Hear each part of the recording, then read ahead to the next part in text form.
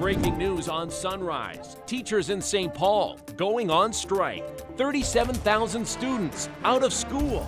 We have live team coverage in 60 seconds. The coronavirus hitting close to home for parents this morning. Osceola School District canceling classes after someone who'd been at the school tested positive. We're answering your questions with facts, not fear. Then, a mother accused of throwing her son off a fourth-floor balcony. What we're learning about his condition and the charges that could come today. The weather is changing from the time you head out the door to coming back home. I'll explain. And fighting sickness in the gym. The 3 exercises you can do to boost your immune system. It's Tuesday, March 10th. KARE 11 Sunrise starts now.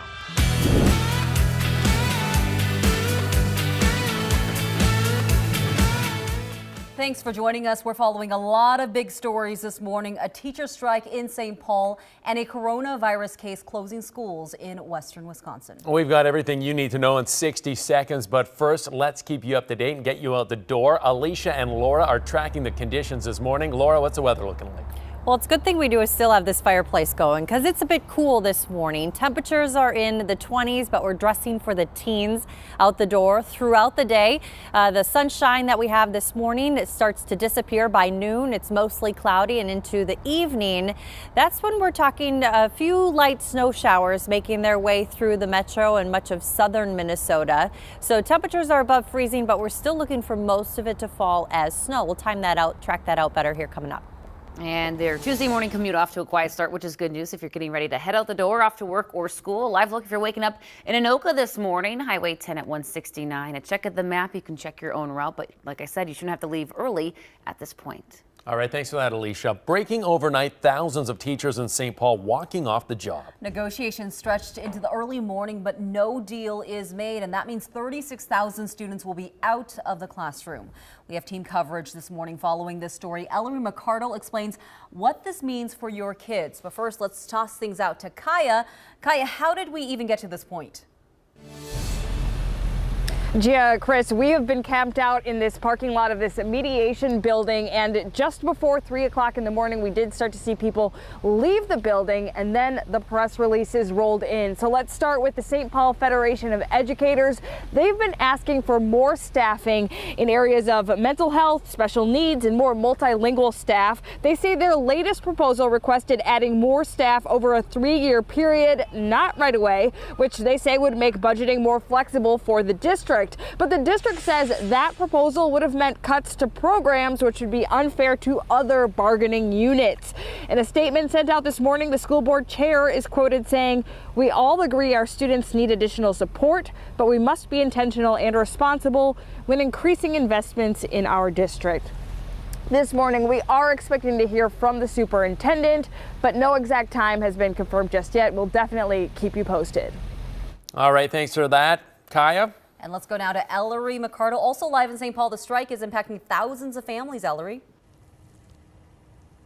Yeah, absolutely, Gia. You know, so many parents trying to figure out now last minute what they're going to do with their kids now that classes are canceled. So I'm here at Como Elementary in St. Paul, where at 7 o'clock we're going to hear from the teachers union about their decision to strike, what happens next. And then from 7 to 11, teachers will be picketing outside of all St. Paul public schools. But let's get back to that kids and parents angle, because we want to let you know that there are options. St. Paul Mayor Melvin Carter says the district will provide breakfast, lunch, and snacks for students at some schools, libraries, and rec centers. Varsity sports will continue during the strike on a case-by-case basis, but all other sports are postponed.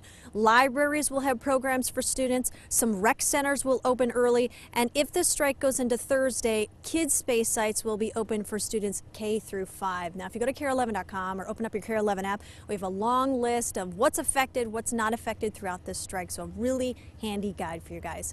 Back to you.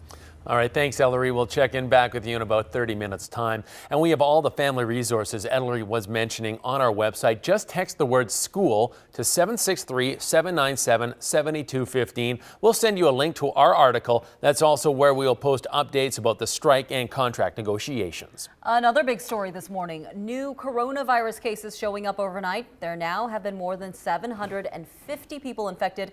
26 people have died, and close to home, one metro school is now canceling classes. Alicia, you've been following the latest in this morning's Digital Dive. Yeah, Gia, this is happening at the Osceola School District. Osceola is about an hour northeast from the Twin Cities, and last night students and staff were notified that someone who attended a Destination Imagination event at the school on Saturday tested positive for coronavirus. Now, district officials, they sent out a notice in partnership with the Polk County Health Department and the Wisconsin Department of Health, making the decision to close the school so that it could be cleaned today.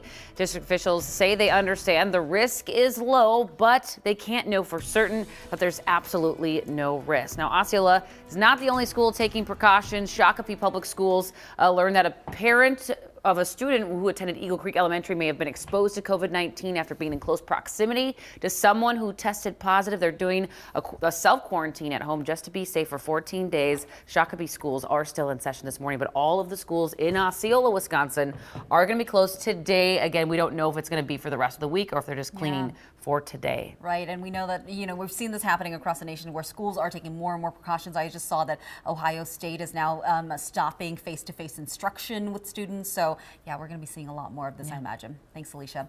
Well, we are watching very closely what happens on Wall Street today. Yesterday, the stock market lost 2,000 points. It is expected to bounce back today. And then take a look at this new video out of Italy. The entire country is under lockdown. The government there telling 60 million people to stay home.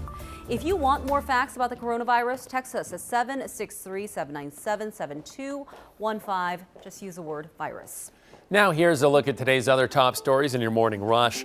Today, charges could be filed against a St. Paul woman accused of throwing her son off a balcony. It happened yesterday morning at an apartment building on Hampton Avenue. Officers found an 11-year-old boy on the ground with severe injuries. Police believe his mother threw him off a fourth-floor balcony. The boy is recovering in hospital and is expected to survive.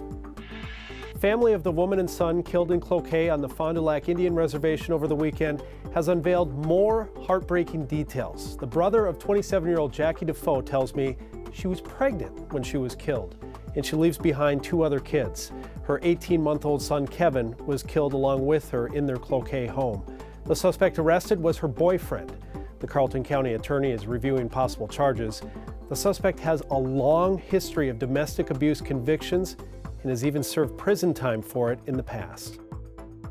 We're learning more about how House Republicans plan to make significant tax cuts for Minnesota families.